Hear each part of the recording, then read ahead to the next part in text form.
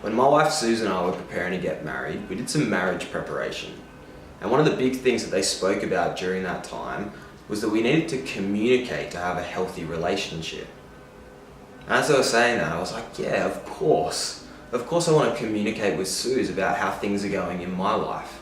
And of course I want to hear about how things are going for her. And you know, when it comes to our relationship with God, it's actually no different. In Luke chapter 11, we read about the disciples, and they see Jesus and that he's gone out on his own to spend time praying. And they say, Lord, teach us how to pray. That they want to learn how to communicate with God as well. And so Jesus brings them together and he actually teaches them what to pray. And he teaches them how to pray. And during our community groups in a moment, we're actually going to split up and we're going to look at those words that Jesus teaches the disciples how to pray. But after he says those, he finishes with a story. And I want to share it with you because it's so profound when it comes to our communication with God. Here's what Jesus says to them. He says, which of you fathers, if your son asks for a fish, will give him a snake instead? Or if he asks for an egg, will give him a scorpion?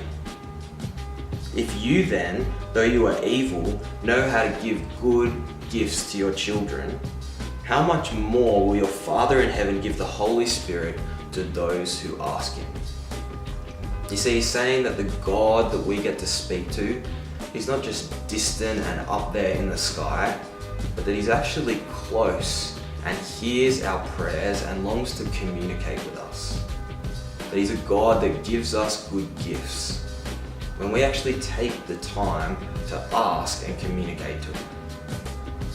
You see, in my relationship with Suze, communication is just a given. And with you and your friends and your family, you long to communicate with them. That's how relationships work.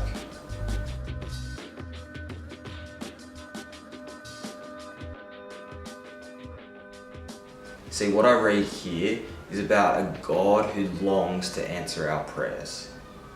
And the question is, will we communicate with him or not? Will we follow the way of Jesus and pray?